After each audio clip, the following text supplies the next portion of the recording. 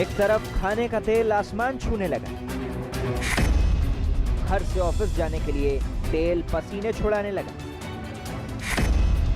आम इंसान का बुरा हाल, कोई बताए क्या इलाज है?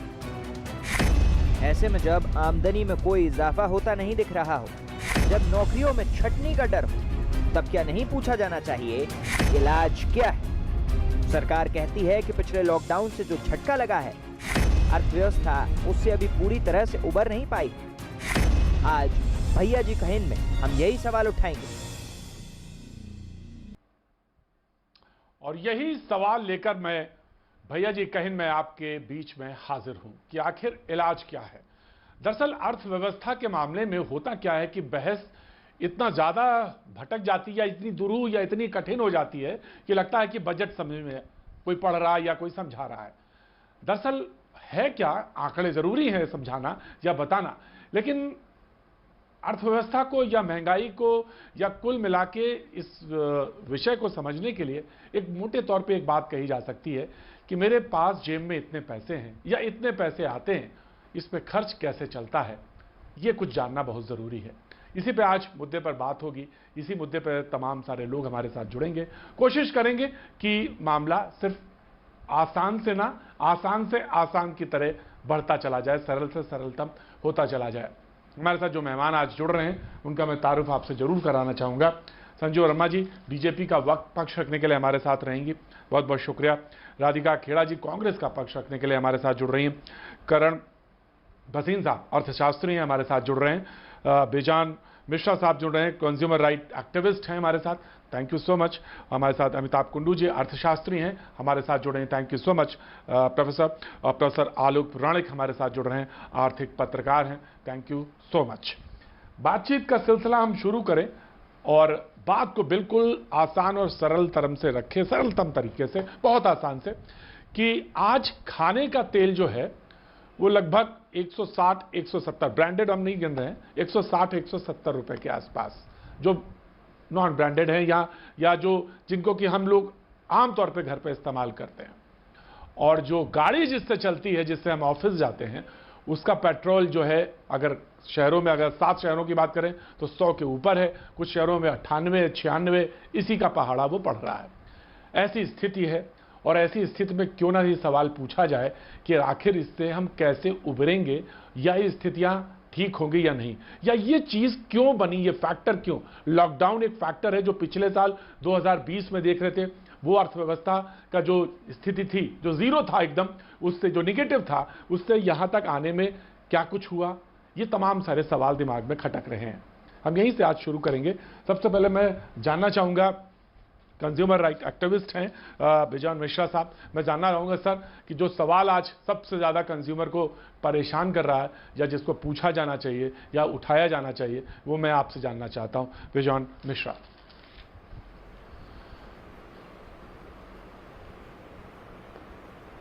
सामने उभर कर आया है जो 70 साल तक हम लोग नहीं कर पाए हैं, वो है कैसे हम गारंटी करें लोगों को कि यदि आप बीमार पड़ते हो या आपका स्वास्थ्य का देखभाल करना महंगा नहीं होगा और सबके लिए उचित ढंग से हम उसको उपयोग करवाएंगे, जिसको हम लोग कहते हैं यूनिवर्सल हेल्थ कवरेज।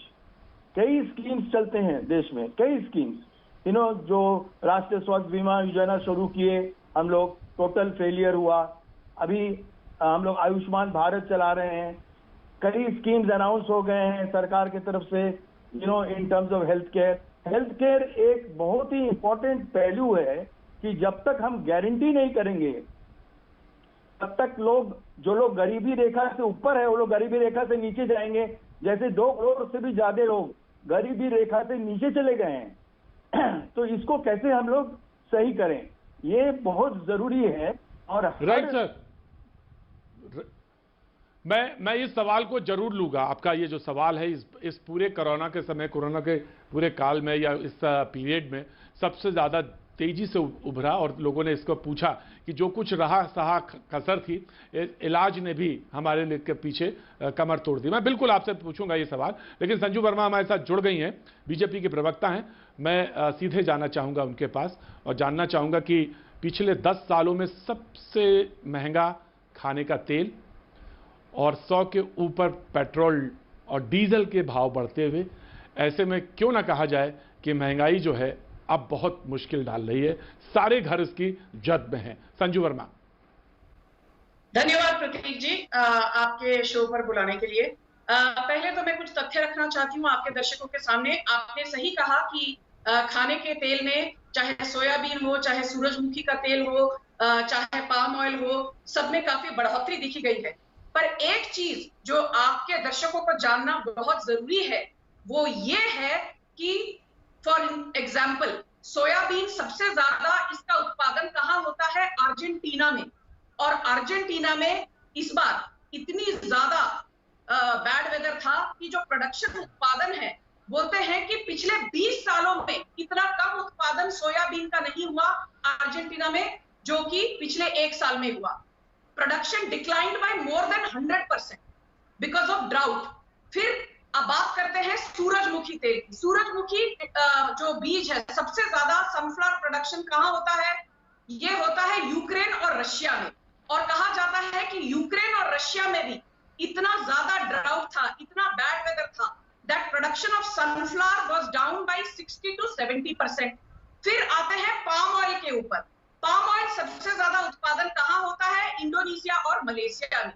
यहाँ पर वेदर तो खराब नहीं था, पर इंडोनेशिया और मलेशिया दोनों सरकारों ने ये कहा कि बायोफ्यूल पर हमको जोर देना है और ये हम तभी कर पाएंगे यदि हम एक्सपोर्ट ना करें पाम ऑयल और लोकल जो कंजम्पशन है उसको कम करके पाम ऑयल को पेट्रोल और डीजल के साथ ब्लेंड करें।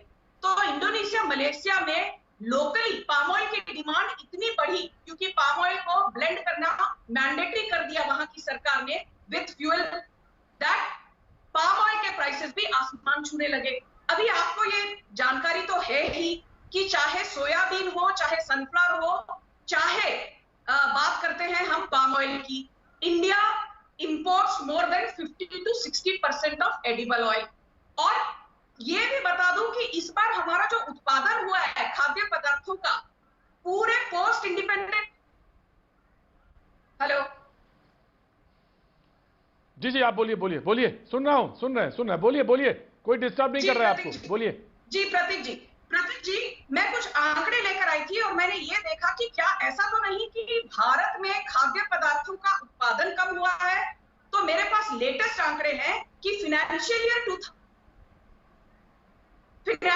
2020-21 में इंडिया का food grain production is the highest in 70 years.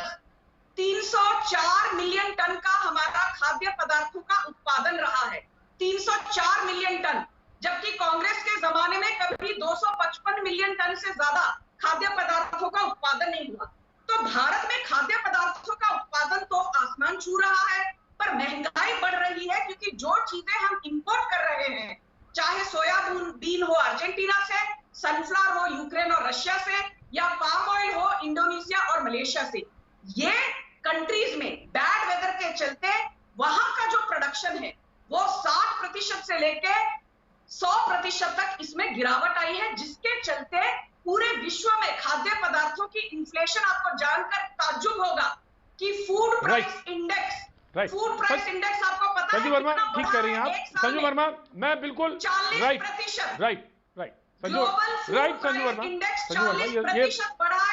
Sanju Verma, right आपने पैनल को और देश को सच्चाई सामने रखी। दरअसल ये है कि 70%, ये बात सच है कि 70% तक जो ईडेबल ऑयल है वो हम बाहर से लेते हैं। और आंकड़े थे मेरे पास, जो ऐसा नहीं था कि नहीं थे। उन्होंने बताया कि तेल के जो सबसे ज़्यादा सरसों का तेल जो है मस्टर्ड ऑयल 50%, वनस्पति तेल जो है 45%, पाम ऑयल 60% और मूंगफली का जो है 20% तेल महंगा हुआ है। और उन्होंने बताया, और आपने कृषि मंत्री का वो बयान जरूर सुना होगा जिसमें उन्होंने कहा कि मिलावट नहीं हो रही है इसलिए तेल महंगा हुआ है।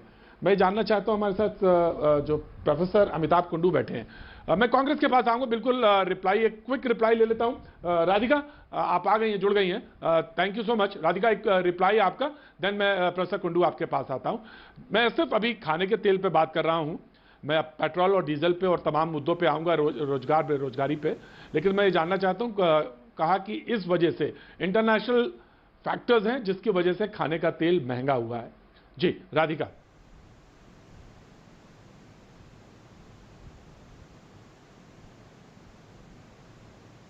जी बोलिए बोलिए।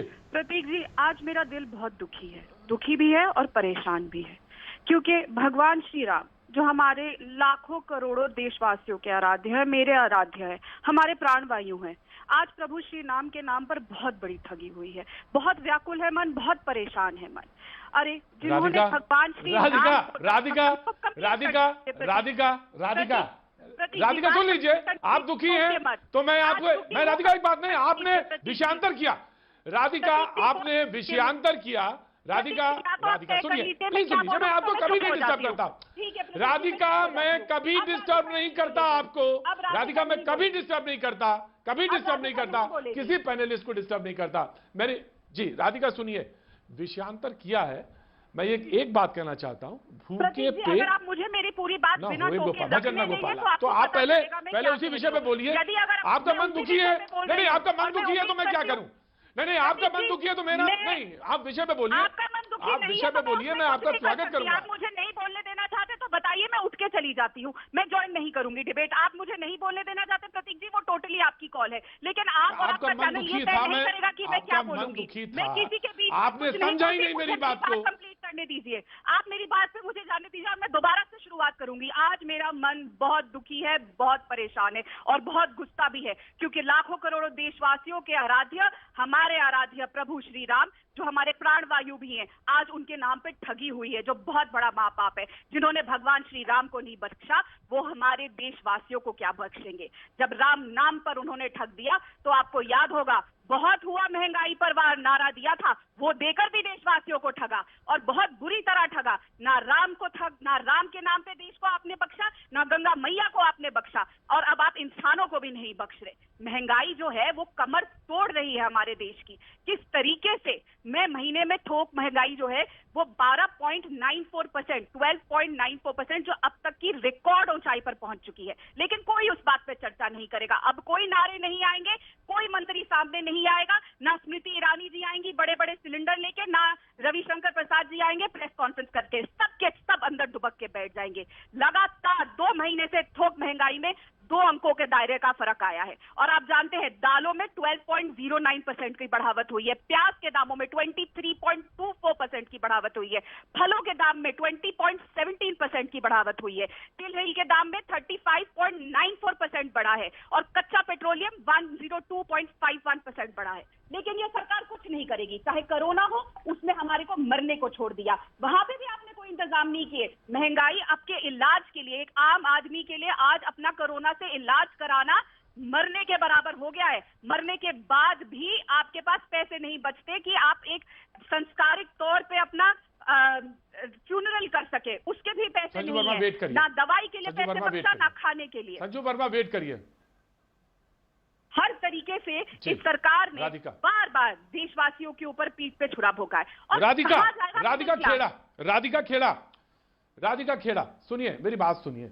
मुझे अच्छा लगा कि आपने राम के नाम से शुरू किया। बिल्कुल, इस देश में राम के नाम से बात नहीं शुरू होगी, उससे बिस्मिल्लाह नहीं होगा तो फिर किससे होगा। बहुत अच्छी बात है, बहुत बढ़िया बात है, कही आपने, मुझे अच्छा लगा। लेकिन मुझे इस बात का अफसोस भी है, कम से कम कुछ नहीं तो 150 डिबेट हमने राम के ऊपर की होंगी, और अपने करियर में कम से कम 1000 बार, और 1000 बार में 900 बार कांग्रेस नहीं आई डिबेट में, 900 बार डिबेट में नहीं आई। लेकिन आज उसने बात शुरू की तो मुझे अच्छा लगा, कोई बात नहीं। लेकिन मैंने जो आज बात करी वो, मेरी बात सुन लीजिए राधिका, राजनीति के बहुत सारे मौके हैं, राजनीति के बहुत सारे मौके हैं राधिका। राजनीति नहीं करी जाती, भगवान राम के ऊपर राजनीति करना चाल चरित्र नीति और नीति नियत भाजपा की है, और भगवान राम के नाम पर उन्होंने करोड़ों देशवासियों को ठगा है, उनके हमारे दिलों को ठगा है, हमारे साथ महापाप किया है। और भगवान राम मंदिर पे करना चाहती हैं डिबेट राधिका? आप राम मंदिर पे डिबेट करना चाहती हैं राधिका?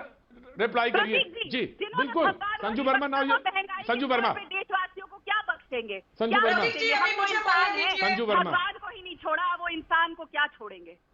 प्रतीक जी अभी मुझे बोलने का मौका दीजिए जी। प्रतीक जी, पहली बात बोलिए, आप ही बोलिए। पहली बात तो यह कि कांग्रेस जब राम के नाम पर राजनीति करती है तो मुझे दुख भी होता है और ये बहुत हास्यास्पद है। आपको याद होगा कि यही कांग्रेस पार्टी ने एफिडेविट फाइल की थी सुप्रीम कोर्ट में कि there is nothing called lord Ram, और राम सेतु पर भी इन्होंने सवाल खड़े किए थे। और आज ये राम के नाम की रोटियां सेक रहे हैं अपनी राजनीति को चलाने के लिए, क्योंकि हर चुनाव में इनको मुंह की खानी पड़ी है।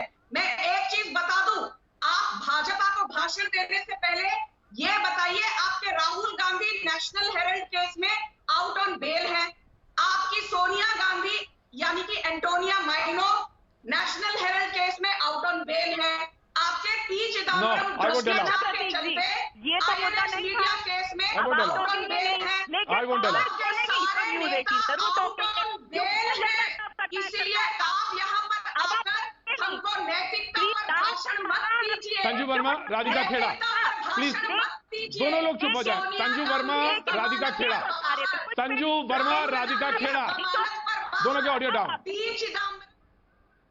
दोनों लोग प्लीज कूल डाउन। देश देख रहा है, उसको मालूम भी है कि कौन से मुद्दे के लिए ये तो महंगा है, कोई और खिलौना लेंगे। मेरे बच्चे भी समझने लगे हैं कीमत मेरी। जिस समय जिस वक्त की जरूरत थी मैंने वो मुद्दा उठाया और आपने कहां ले जाकर उसको खड़ा कर दिया। अरे अब तो सेटल हो गया चीजें, आने दीजिए। 7 बजे के वाली डिबेट उसी पर है, हम उसमें देखेंगे ना डिबेट। राम मंदिर वाला मुद्दा आएगा उसमें, तब खड़े कर लेंगे उसमें सवाल। लेकिन आज तो मैं भूखे पेट की बात कर रहा था, रोजगार की बात कर रहा था, रोजी रोटी की बात कर रहा था, जो कांग्रेस बार बार कहती। मुझे तो आज बहुत ताज्जुब हुआ राधिका के ऊपर। अरे ये तो मुद्दा तो आपको खड़ा करना चाहिए था, मुझे नहीं खड़ा करना चाहिए था। मैं तो खड़ा कर रहा हूं, आपकी कोर्ट में लेके आया हूं सवाल। मैंने नाम लिया था प्रोफेसर अमिताभ कुंडू जी का। प्रोफेसर मैं आपको लाना चाहता हूं सामने, और पैनल पे हैं हमारे साथ प्रोफेसर अमिताभ कुंडू। मैं जानना चाहता हूं कि बीजेपी की प्रवक्ता ने यह बात कही कि क्योंकि एडिबल ऑयल 70% के लगभग बाहर से आता है, इसलिए, और वहां की स्थितियां बहुत खराब थी, इसलिए महंगा हुआ। लेकिन हमने सबसे ज्यादा प्रोडक्शन किया इस बार, सबसे ज्यादा प्रोडक्शन किया, लेकिन मार्केट पे कंट्रोल ना होना या कंट्रोल नहीं कर पाए, ये दाम की बात थी, या कोरोना जो स्थिति थी 2020 की, उसने इन फैक्टर्स को बढ़ाने में, यानी दाम बढ़ाने में कंट्रीब्यूट किया। Sir, professor Amitabh Kundu.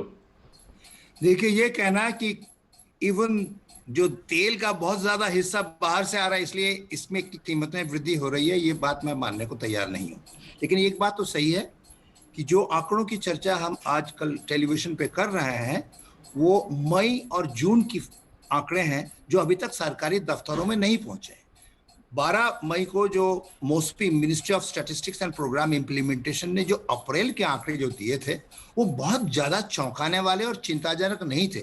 इसलिए मुझे लगता है कि सरकारी दफ्तरों में अभी तक खलबली नहीं मची है, क्योंकि मैं पता चला है कि 2021 के अप्रैल में जो मूल्य वृद्धि जो है वो 3.5% गांव में हुआ और 4.5% शहरों में हुआ। वो अगर पिछले साल के जो वृद्धि को देखें उसकी तुलना में थोड़ा कम है। ये बात निश्चित रूप से सही है कि पिछले साल में जो वृद्धि थोड़ी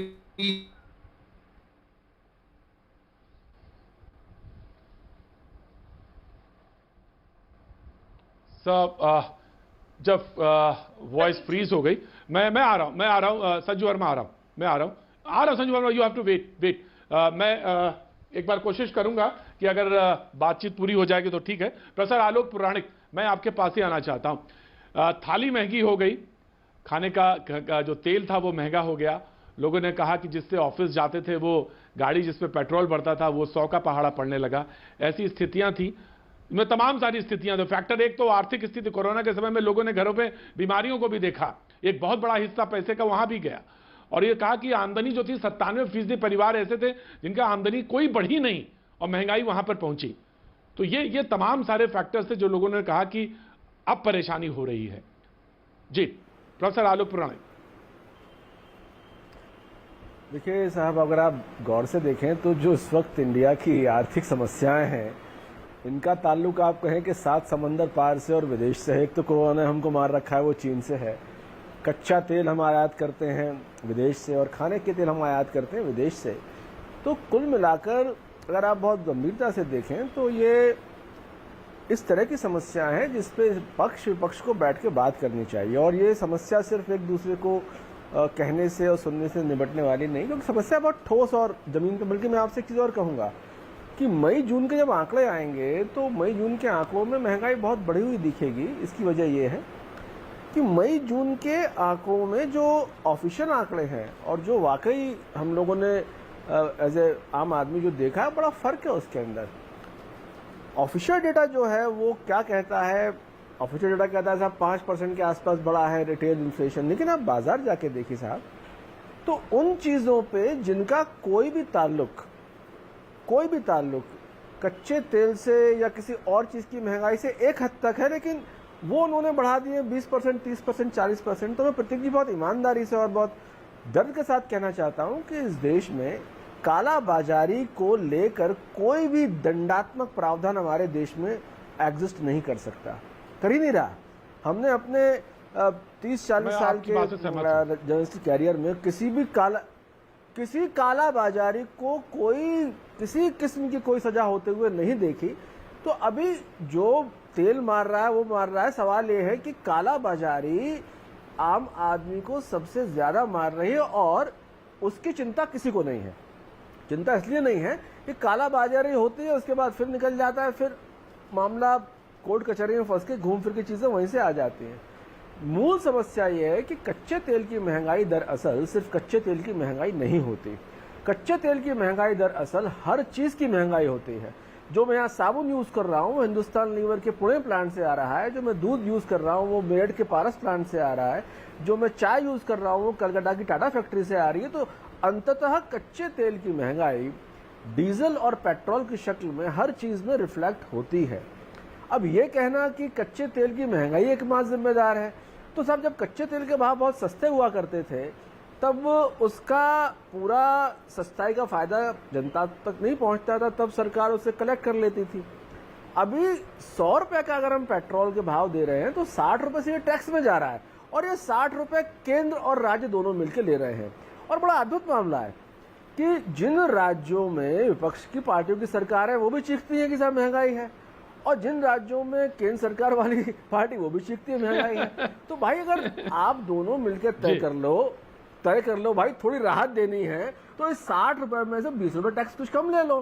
तो मुझे क्या लगता है कि ये चीखना एक सोल्यूशन नहीं किसी चीज का। भाई 60 रुपए में से भैया 20 रुपए कम कर लेंगे, पब्लिक बहुत परेशानी में, दुख में है, त्रस्त है।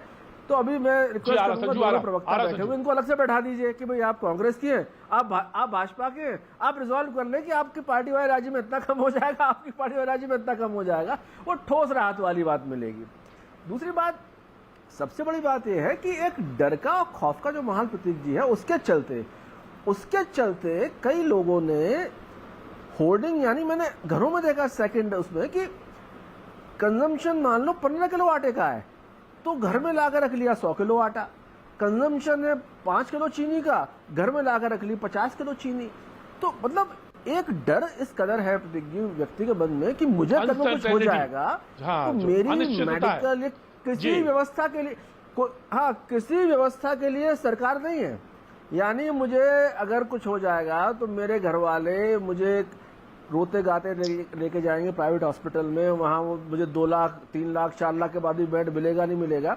राइट सर, खौफ जो हो गया ना इंसान के मन में, उस खौफ के चलते होर्डिंग बहुत हो रही है। तीसरी सबसे बड़ी बात मैं बिल्कुल जब बिजॉन मिश्रा जी ने उठाया था वो हेल्थ वाला सेक्टर में जरूर आऊंगा, मैं जरूर ऑफकोर्स मैं पूछूंगा। मैं क्लैरिफिकेशन देना चाहती हूँ कुछ। हाँ जी मैं आ रहा हूं, मैं आप ही के पास आ रहा हूं, बीजेपी के प्रवक्ता को देना चाहती हूं। मैं अमिताभ कुंडू जी आ रहा हूं, मैं आपके पास आ रहा हूं, प्रोफेसर मैं आ रहा हूं। जी संजू वर्मा प्लीज क्लैरिफाई। सवाल यह भी था कि उन्होंने कहा कि दूध का जहां तक सवाल था, सब्जी थी, चावल थी, 4.3% की महंगाई उसमें भी दिखाई पड़ती। संजू वर्मा।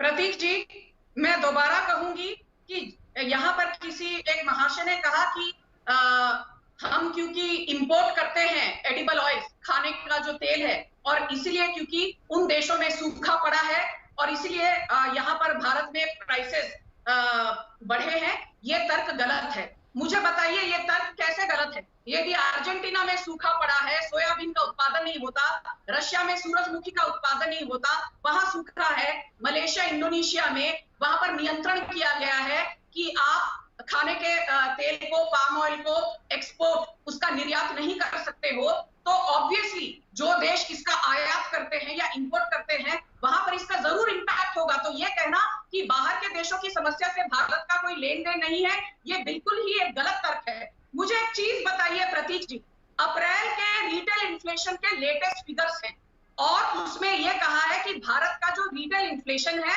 वो 4.2% था और सब्जियों की इन्फ्लेशन तो -14%, -14% था और जो खाद्य पदार्थ की इन्फ्लेशन है या महंगाई का दर है वो सिर्फ 2% था। मेरे पास पिछले 7 साल के महंगाई के आंकड़े हैं। एवरेज महंगाई मोदी सरकार के नेतृत्व में 4% रही है रिटेल इन्फ्लेशन, क्योंकि सिर्फ रिटेल इन्फ्लेशन का आंकड़ा माना जाता है। और एवरेज जो खाद्य पदार्थ की इन्फ्लेशन रही है मोदी सरकार के 7 सालों में सिर्फ 2% रही है। इनफैक्ट 2017-18 में तो कई महीनों तक सब्जियों की इन्फ्लेशन नेगेटिव थी। तो मैं ये बता दूं, नहीं संजू वर्मा राइट, 1 मिनट प्रतीक जी, आप बीच में टोकिए मत, मुझे बात 30 सेकंड में खत्म करने दीजिए। अब मुद्दा आता है जो कांग्रेस के यहाँ पर आकर भारी भरकम भाषण देते हैं। 2013 में 12-13 में टमाटर का भाव था 120 रुपए किलो, प्याज का भाव था 80 से 90 रुपए किलो और आलू का भाव भी था 60 से 70 रुपए किलो। तो यहाँ जो कांग्रेस की प्रवक्ता बैठी है, संजू वर्मा जी, संजू वर्मा जी, राइट, संजू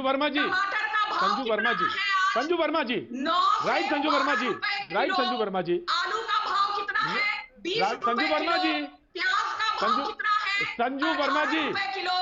तो संजू वर्मा जी, पदार्थों की संजू वर्मा जी, मोदी सरकार के दौरान संजू वर्मा जी, बढ़ी नहीं है। प्रतीक जी, आपको यदि सच नहीं ठीक है संजू वर्मा जी, मत बुलाइए, आपकी आदत है, आपकी ये आदत है। कांग्रेस को भी नहीं आना डिबेट में, बीच में टोकते हैं। अजब स्थिति है, अजब स्थिति है। कांग्रेस को भी डिबेट में नहीं आना, बीजेपी को भी स्टेट में नहीं आना। संजू वर्मा जी, सब्जी मंडी कब गई थी आप पिछली बार? 160 रुपए किलो। संजू वर्मा जी, सब्जी मंडी कब गई थी आप पिछली बार? 160 रुपए किलो नींबू बिक गया, 160 रुपए किलो नींबू बिक गया। आपको मजाक लग रही है? आपको मजाक समझ में आ रहा है? पिछले 6 महीने मैं झूठ बोल रहा हूँ? अच्छा ठीक है, 160 रुपए। आलोक पुराणिक,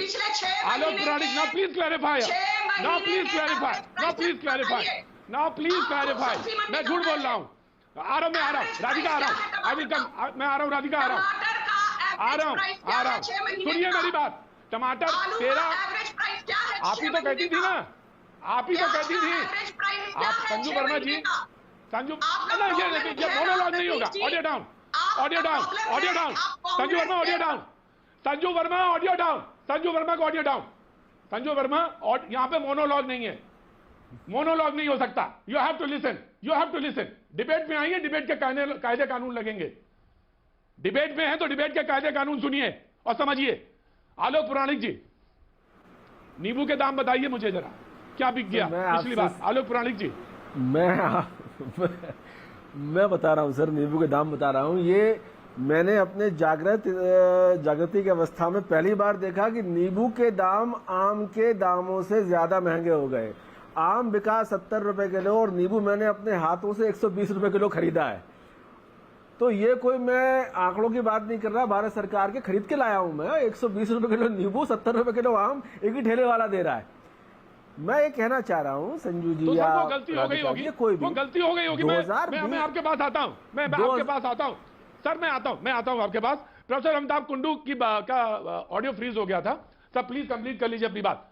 अमिताभ कुंडू सर, मैं आ रहा हूं, आलोक पुराणिक जी आ रहा हूं। प्रोफेसर अमिताभ कुंडू, मैं संजू जी की एक बात से सहमत हूं कि 6% की जो मूल्य वृद्धि का, जो महंगाई के बढ़ने का जो रेट जो श्रम मंत्रालय से मिल रहा है या सांख्यिकी और नियोजन मंत्रालय से मिल रहा है, ये बहुत अधिक नहीं है। ये बात सही है कि इससे भी अधिक जो है अक्टूबर नवंबर में था पिछले साल, और 2011 से 13 की बात करें तो वहां पर और भी ज्यादा था, 12 तक 13% थे। लेकिन मैं ये बताना चाहता हूं कि जो फूड एडिबल ऑयल है उसका वेटेज हमारा कंज्यूमर प्राइस इंडेक्स में इतना कम है कि इसका असर इस पे नहीं पड़ा है। निश्चित रूप से जो कीमतें बढ़ रही हैं, दाल की कीमतें जो बढ़ी हैं, जो मई में बढ़ा है, जो जून में बढ़ रहा है, वो आंकड़ों में अभी तक नहीं आ पाया है, क्योंकि सारे आंकड़े जो अप्रैल से संबंध रखते हैं और जितने प्रोडिक्शन किए गए थे मूल्य वृद्धि के, सारे रिवाइज किए जा रहे हैं ऊपर की तरफ। हमें स्वीकार करना पड़ेगा कि निश्चित रूप से पेट्रोल प्राइस का डायरेक्ट इंपैक्ट से ज्यादा कास्केडिंग इंपैक्ट है, दूसरी चीजों की वजह से ये वजह जो महंगाई का दर बढ़ रहा है। लेकिन मैं समझता हूं कि बहुत अधिक नहीं है। अगर आप जीडीपी के जो राष्ट्रीय घरेलू उत्पाद उसके ग्रोथ रेट के कॉन्टेक्स्ट में ना दें, मैं समझता हूं हमारे राष्ट्रीय उत्पाद जीडीपी का ग्रोथ रेट नेगेटिव रहा है, 7.3% रहा है इस साल। अगर ज्यादा से ज्यादा 9.5% भी हो गया, वो भी रिवाइज किए जा रहे हैं नीचे तरफ, क्योंकि दूसरी वो हमारे देश को, इकोनॉमी को तबाह कर दिया। अगर 9.5% भी हुआ तो 2 साल की तुलना में हमारा सिर्फ 2% बढ़ पाएगा, क्योंकि 7.3 तो नेगेटिव जा चुके हैं। अगर 2 साल में 2% बढ़ रहा है, यह निश्चित रूप से चिंता की बात है। यह स्टैग्नेशन के साथ में इन्फ्लेशन अगर 6% भी है, यह निश्चित रूप से चिंता की बात होगी।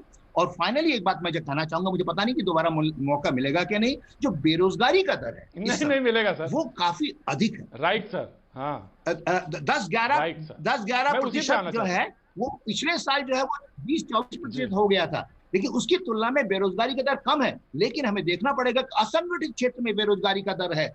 मतलब बड़े बड़े शहरों में जो बेरोजगार हो रहे हैं वो या तो सेल्फ एम्प्लॉयड थे, या छोटे उद्योगों में काम करते थे, या छोटी छोटी कारोबार करते, वहां पर बेरोजगारी बहुत अधिक है। बेरोजगारी का दर बहुत ऊंचा होना, दूसरी बात जो जीडीपी का दर जो है वो नेगेटिव होना और रिकवर न करना, उसके साथ में 6% का मूल्य वृद्धि का दर जो सरकारी आंकड़े कह रहे हैं, वो भी अप्रैल का, मई जून का आंकड़े आने को है। मैं समझता हूँ सरकार कोशिशें कर रही है इसके लिए, और इन्फ्लेशन बढ़ रहा है क्योंकि सरकार की स्पेंडिंग भी बढ़ रहा है, ये भी सही है। लेकिन इसको निश्चित रूप से चिंता की बात मानना पड़ेगा कि आम आदमी के लिए यह बहुत बड़ा बोझ है, जो 6% का जो महंगाई का दर है, उसके साथ में जीडीपी का ग्रोथ रेट जो बहुत लो है, यह निश्चित रूप से एक स्टैग्नेशन और इन्फ्लेशन, इन दोनों को कंबाइन करके भारत के आम आदमी के लिए एक समस्या तैयार कर सकती है।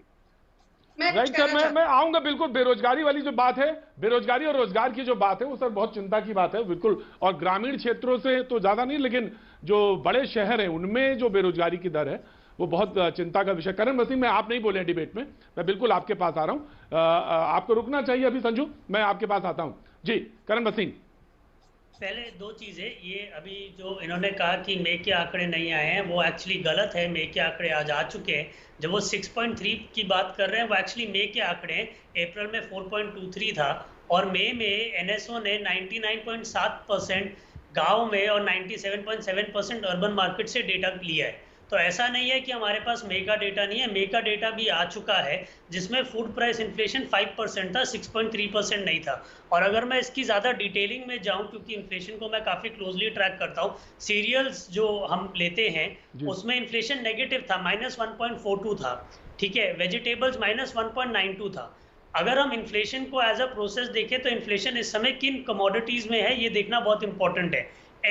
एग के अंदर इन्फ्लेशन डबल डिजिट्स में अभी है 15%, ऑयल्स एंड फैट 30%, जो उन्होंने वेट्स का इश्यू उठाया बहुत इंपॉर्टेंट है, एडजस्टमेंट होना चाहिए। फ्रूट्स में थोड़ी इन्फ्लेशन है अभी 11.98%। लेकिन मेरा ये कहना है कि अगर हम इन्फ्लेशन की बात कर रहे हैं तो हम 1 महीने का इन्फ्लेशनरी प्रोसेस वैसे भी नहीं देख सकते, क्योंकि हमारे को एवरेज आउट करना पड़ता है कि पूरे साल में क्या हुआ। और यहाँ मेरा ये मानना है कि आने वाले 6 महीने में इन्फ्लेशन कम होगी।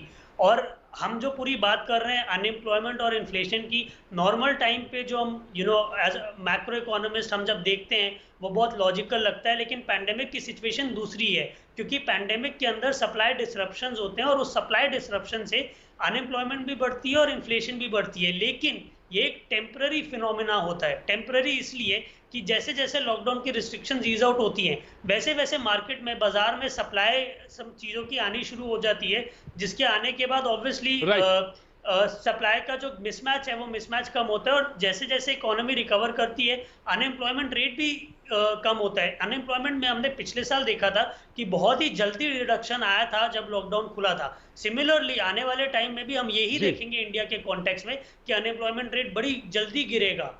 तो इसलिए मेरे को उस सेंस में डाउट नहीं है लॉन्ग टर्म ग्रोथ के अलावा। लेकिन अनएम्प्लॉयमेंट का मुद्दा बहुत इंपॉर्टेंट है।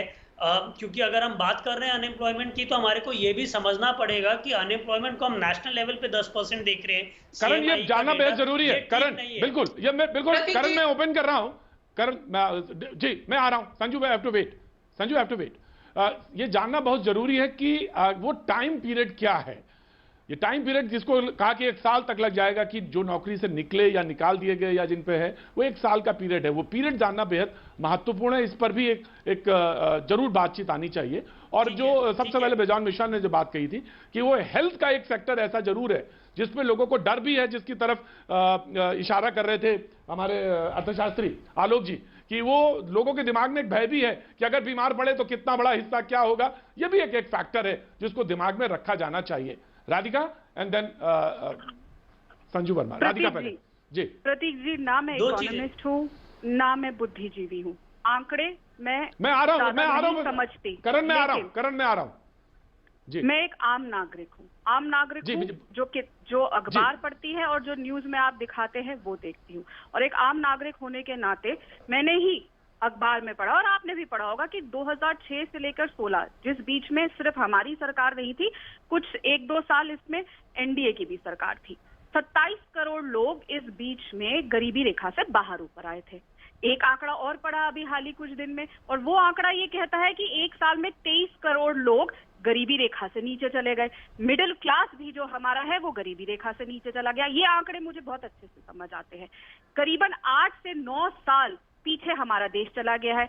यहाँ पे करण जी बता रहे थे जैसे जैसे लॉकडाउन खुलेगा वैसे वैसे नौकरियां खुलेगी। मैं एक आम नागरिक हूँ, मैं ये जानना चाहती हूँ, जो हमारी हॉस्पिटैलिटी इंडस्ट्री है, जो हमारी फिल्म इंडस्ट्री है, जो हमारे रेस्टोरेंट्स है, होटल्स है, और खास करके इस देश की जो ट्रैवल एजेंसी है, ट्रैवल इंडस्ट्री है, वो बिल्कुल बंद पड़ी है। 1.5 साल से बिल्कुल बंद पड़ा है सब कुछ।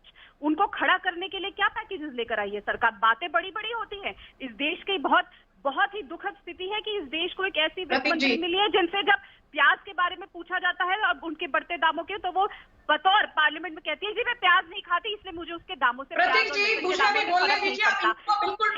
जीडीपी। चिल्लाइए मत बीच में मैडम। सब्र रखिए संजू, सब्र रखिए।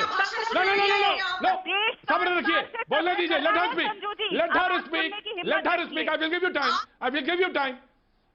सब्र रखिए। I will give you time. Enough time. देश की सच्चाई क्या है? जीडीपी दुर्घटनाग्रस्त हो चुका है, बेरोजगारी बढ़ती जा रही है, ईंधन की कीमतें आसमान छूती जा रही हैं। भाजपा बन चुकी है भारतीय जनलूट पार्टी, क्योंकि देश की जनता को बार बार पीठ बस। No, you stop. यहाँ पे पॉलिटिकल भाषण है। जो सवाल आपका है, मैंने लिया आपका सवाल। संजू वर्मा, सेक्टर वाइज इन्होंने सवाल पूछा है, बहुत स्पेसिफिक सवाल पूछा है इन्होंने, और वो कुछ सवाल जो है बेहद महत्वपूर्ण सवाल हैं। जवाब दीजिए संजू वर्मा। अभी प्रतीक जी जब ये बोल रही थी, आपने इनको बिल्कुल नहीं टोका। मैं अपनी बात जल्द खत्म करूंगी। पहली बात तो ये कि हाँ, ये बात सही है कि पिछले साल जीडीपी में गिरावट आई, 7.3% माइनस था, गिरावट आई, ये बात सही है। पर मैं ये एक और चीज बता दूं, 4th क्वार्टर में जो जीवीए है उसकी बढ़त हुई 3.7%। कंस्ट्रक्शन सेक्टर में इतनी जबरदस्त बढ़त हुई 14.5% की, और इंडस्ट्रियल ग्रोथ 4th क्वार्टर में इंडस्ट्रियल ग्रोथ था 6.9%। और एक चीज बताती हूं, मार्च 2021 में इंडस्ट्रियल ग्रोथ की जो बढ़त है ईयर ऑन ईयर वो है 22.8%, और मैन्युफैक्चरिंग सेक्टर की बढ़त है 26%। तो हम जरूर वी शेप रिकवरी की तरफ बढ़ रहे हैं। Point number 1। पॉइंट नंबर 2, ये जो बार बार कहते हैं महंगाई, तो मैं बता दूं कि सिर्फ भारत में नहीं, मैंने आपको कहा था कार्यक्रम के शुरुआत में, फाओ फूड प्राइस इंडेक्स FFPI मई के महीने में फूड प्राइस इंडेक्स ग्लोबली, उसमें 40%, 40% की बढ़ोतरी हुई है। जबकि मोदी सरकार ने महंगाई को नियंत्रण करते हुए हमारी एवरेज इन्फ्लेशन रेट पिछले 7 सालों में सिर्फ 4% रही है। कांग्रेस के जमाने में फूड इन्फ्लेशन एवरेज था 14%, होलसेल इन्फ्लेशन एवरेज था 17%, और इन्फ्लेशन एवरेज था 11%। तो कांग्रेस यहाँ पर आकर जब भाषण देती है तो मुझे हंसी आती है। और एक चीज बता दूं, जो बेरोजगारी को लेकर बार बार आंकड़े दिए जाते हैं, बेरोजगारी के आंकड़े कौन दे रहा है प्रतीक जी? CMIE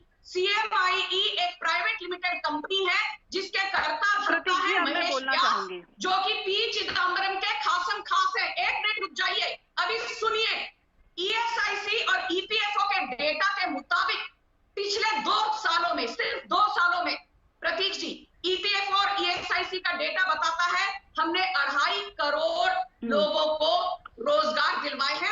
और एक बात प्रतीक जी, जिसके बारे में मोदी जी बार बार कहते हैं पर कांग्रेसियों को समझ नहीं आता, मुद्रा योजना के तहत हमने 15.5 इन्होंने लाख मुझसे करोड़ ज्यादा के समय लोन बोला, दिए उनका हैं रिबटल में और करना चाहूंगी। 15 लाख अब करोड़ इनको से चुप करा दीजिए। 90, अरे सुनिए, 15.5 लाख करोड़ का लोन दिया गया है पिछले 7 सालों में मोदी सरकार की मुद्रा योजना के तहत, और 29 करोड़ 29 करोड़ पीपल हो हैव गया, बीन गिवन हो गया, सेल्फ हो गया। एम्प्लॉयमेंट वाया मुद्रा योजना। प्रतीक जी आप इनको चुप कराइए, क्योंकि बहुत देर से बोल रही हैं। अब मुझे इनकी बात का 29 जवाब देना करोड़ है। लोगों आराम, को बोले दीजिए, मुद्रा बोले दीजिए, योजना के बोले दीजिए तहत संजू जी को।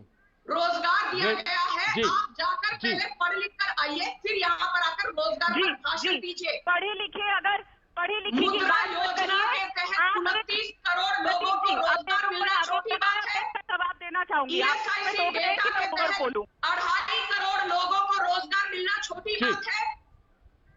अगले साल जीडीपी ग्रोथ संजू वर्मा जी, जी जी राधिका जल्दी, राधिका 5 सेकंड आपको दिए, Radhika, Radhika 5 second ji ji, Radhika, Radhika you have to wait now, you have to wait now. मैं ब्रेक का टाइम है, ब्रेक का टाइम है। ठीक है राधिका, राधिका ठीक है। ब्रेक के बाद वक्त एक छोटे से ब्रेक का, ब्रेक के बाद मैं फिर हाजिर होता हूं।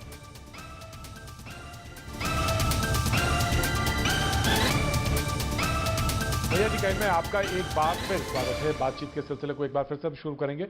सरकार का जहां तक सवाल है महंगाई के मोर्चे पर, वो थोक महंगाई के बाद अब जो खुदरा रिटेल वाले हैं उसके भी आंकड़े आ गए, और मई में जो आंकड़े हैं वो 4.23% से जो महंगाई है वो बढ़कर 6.30 हो गई है। खाने पीने की चीज़ों में जो रिटेल की महंगाई है वो भी आए हैं, उसका वो 1.96% से बढ़कर 5.01% पर आ गई है। और जहां तक फ्यूल का, बिजली की महंगाई की बात है, 7.91 से बढ़कर 11.58 के आसपास है। तो ये तो है, लेकिन अमूमन बहस में होता क्या है कि ये है, ये है, ये है, इस पर बात आ जाती है। लेकिन क्या होने चाहिए, क्या, कैसे, कब तक सब कुछ ट्रैक पे दिखेगा, या अभी जो तीसरी लहर का डर है वो एक और झटका दे सकता है, इन तमाम सारी आशंकाएं हैं लोगों के मन में। कैसे होगा बेटर, ये जानना बहुत जरूरी है। प्रोफेसर कुंडू कुछ कहना चाह रहे थे, पहले मैं वहां जाऊंगा, उसके बाद मैं आगे बढ़ता हूं। वेरी शॉर्ट कमेंट, बिल्कुल स्पेसिफिक सवाल है कि सबको मालूम है ये है, लेकिन व्हाट टू डू। सर आ रहा हूं मैं, बिजॉन में आ रहा हूं, बिजॉन मिश्रा में आ रहा हूं आपके पास, मैं आ रहा हूं। प्रोफेसर कुंडू देखिए, पहली बात तो यह है कि जो बेरोजगारी का आंकड़े जो है CMI को दिए हैं वो निश्चित रूप से एक प्राइवेट सेक्टर है, लेकिन नीति आयोग के वरिष्ठ अधिकारी, मंत्रालय के अधिकारी, विशेष रूप से उत्तर प्रदेश ने इस आंकड़ों को सामने रखा, कहा कि हमारे यहाँ बेरोजगारी बहुत कम है। तो कन्वीनियंस में इसका इस्तेमाल सरकारी सूत्रों में किया गया है। दूसरी बात, PLFS जो आंकड़े हैं, जिसके साथ मैं एसोसिएट हूँ, पीरियोडिक लेबर फोर्स सर्वे, जो मिनिस्ट्री ऑफ सांख्यिकी से निकलता है, उसमें भी बताते हैं कि अप्रैल, मई, जून 2020 में बेरोजगारी का दर बहुत अधिक था। पिछले 40 साल से इतना अधिक नहीं हुआ था। लेकिन इसके लिए मैं नहीं समझता कि मोदी सरकार ही जिम्मेदार है। दूसरी बात मैं ये कहना चाहता हूं कि जो मैं श्रम मंत्रालय में एडवाइजर हूं, हमारे जो आंकड़े हैं वो अप्रैल के हैं, लेकिन ये वो आंकड़े जो है अभी आए नहीं है। टेंटेटिव फिगर्स हमारे पास हैं, लेकिन ये निश्चित है कि बेरोजगारी जो है वो रूरल एरिया में उतनी अधिक नहीं बढ़ी है, क्योंकि रिटर्न माइग्रेशन नहीं हुआ है, लोग वापस नहीं गए, इसलिए शहर में जो है वो बेरोजगारी बहुत अधिक है। अनऑर्गेनाइज सेक्टर त्रस्त व्यस्त हो गया है, उसमें बेरोजगारी इतनी अधिक है। और मेरे ख्याल से गरीबी भी, शहरी गरीबी की जो डिफरेंट एस्टिमेट्स आ रहे हैं अलग अलग, उससे भी पता चलता है कि निश्चित रूप से शहरी गरीबी को एड्रेस करना पड़ेगा, बेरोजगारी को एड्रेस करना पड़ेगा।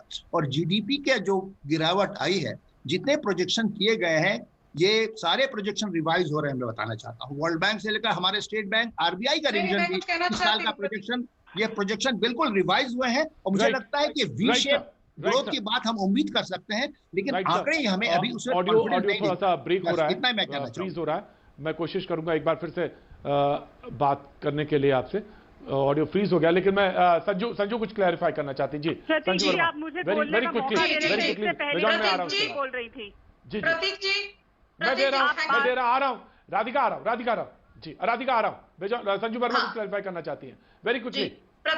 प्रतीक जी, जो मिस्टर कुंडू ने कहा कि GDP के आंकड़े अभी रिवाइज होने वाले हैं, तो मैं मिस्टर कुंडू को याद दिला दूं कि कोरोना की सेकेंड वेव के चलते GDP के आंकड़े ऑलरेडी रिवाइज हो चुके हैं। और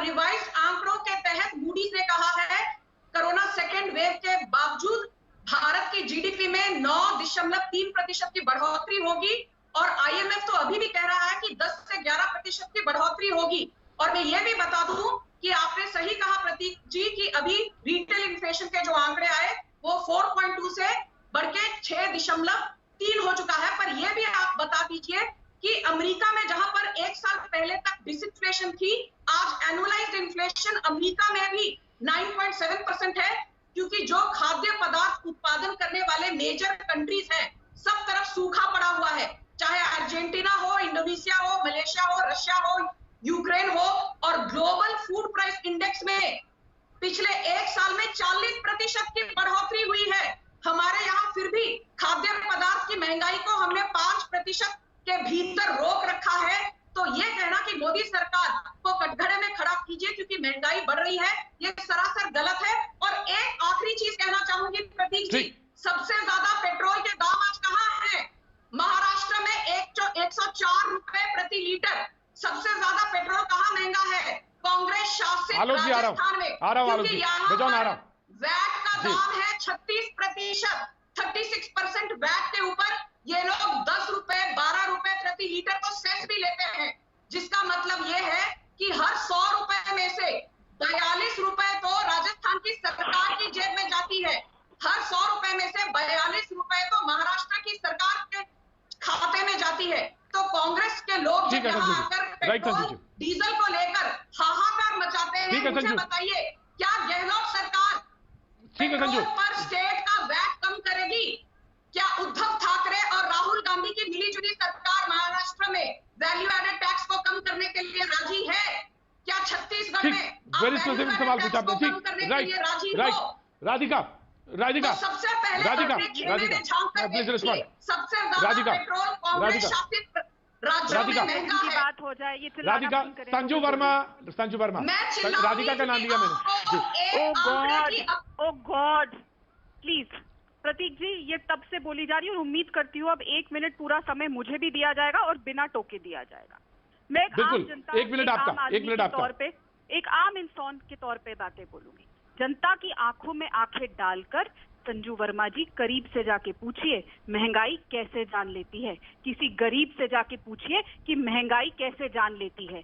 कमल सिर्फ जो कमाल करता है ना वो कागजों पे करता है, कमल सिर्फ कमाल कागजों पर करता है। महंगाई ने जनता का जीवन कर डाला है बदहाल। जाके पूछिए आम जनता से, पूछिए लोगों से जिनके घर में आज रोटी बनाने के लिए पैसे नहीं है। आप बार बार पूछ रही हैं कि पढ़ के आइए, देखिए फिर चला रही है बीच में ये बदतमीज औरत, बार बार आप बीच में बोल रही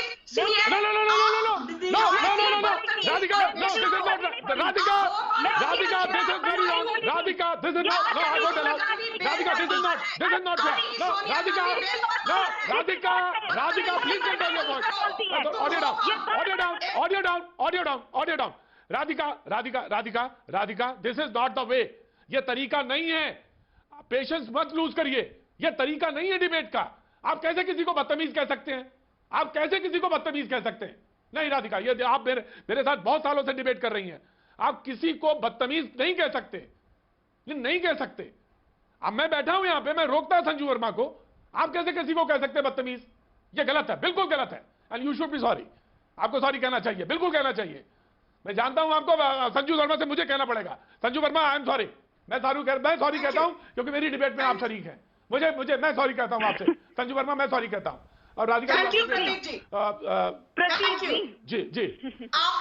मुझे आलोक पुराणी का बेजान मिश्रा मुझे no Radhika no, you have to wait, no Sanju Verma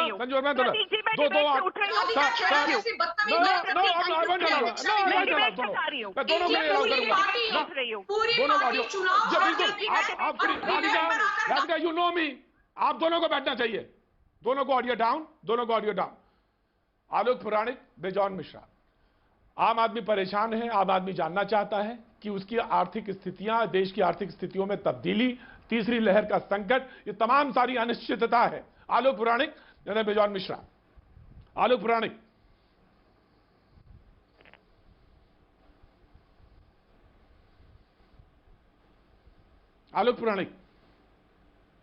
की परमिशन मिल, मैं बोल रहा हूं सर कि मैं शुभकामना कि इस शो में आपको ज्यादा बोलने का मौका मिले। मैं सिर्फ 2 बात छोटी सी कहूंगा। एक तो 2020 और 2021 का जो वक्त है साहब, ये अर्थव्यवस्था के लिए बड़ा भीषण तूफान का वक्त है और इसका कोई कंपैरिजन आप इसके पहले के सालों से नहीं कर सकते। जैसे किसी को हार्ट अटैक हो जाए और हम कहें साहब 3 साल पहले बुखार में था तब तो ये ठीक चलता था, इसके पैर में चोट लगी तब तो सही चलता था, ये 2021 किडनी फेलियर और हार्ट फेलियर के मामले हैं।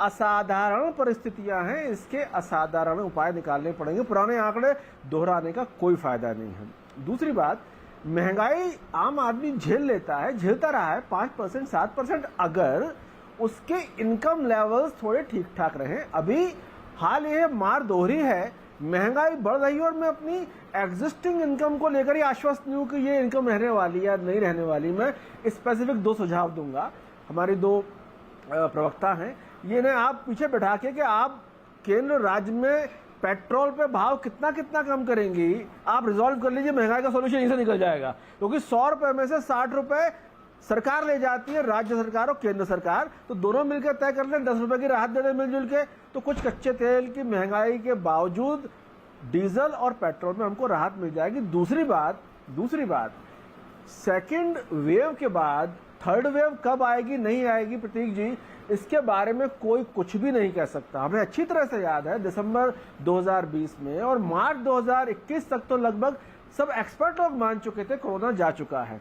अभी थर्ड वेव को लेके मैं सिर्फ आशान्वित इस चीज को लेकर हूं क्योंकि दिल्ली में या बड़े शहरों में और जो हमारी अर्थव्यवस्था के प्रमुख केंद्र हैं, गुजरात, महाराष्ट्र, दिल्ली, यहाँ इन्फेक्शन लेवल मेरे ख्याल में आधी से ज्यादा आबादी इन्फेक्ट हो चुकी है, तो वो दोबारा इन्फेक्ट नहीं होगी। इस शुभकामना के साथ हम बात कर सकते हैं, लेकिन शहरों में अभी हमें कुछ मनरेगा टाइप की, कुछ शहरी मनरेगा सोचना पड़ेगा उसके बारे में, क्योंकि परचेजिंग पावर शहर में ध्वस्त हो चुकी है और इसका ताल्लुक सिर्फ उस व्यक्ति की इनकम से नहीं है। मैं डरा बैठा हुआ हूं तो मैं नई शर्ट नहीं खरीदूंगा, मैं शॉपिंग मॉल में नहीं जाऊंगा। जी राइट सर, बहुत इंपॉर्टेंट पॉइंट आपने पॉइंट आउट किया, लेकिन मैं बाकी मेहमानों से माफी चाहूंगा, बिल्कुल माफी चाहूंगा। लेकिन एक बात मैं फिर से कहना चाहूंगा कि डिबेट में सभ्यता बहुत इंपॉर्टेंट चीज है और सब्र रखना चाहिए। अगर कोई शब्द गलत इस्तेमाल करता है तो बिल्कुल गलत है और उसको बदतमीजी के दर्जे में ही लाना चाहिए। आज अभी बस सिर्फ इतना, कल फिर होगी मुलाकात। नमस्कार व्यूअर्स, मैं हूं अमित।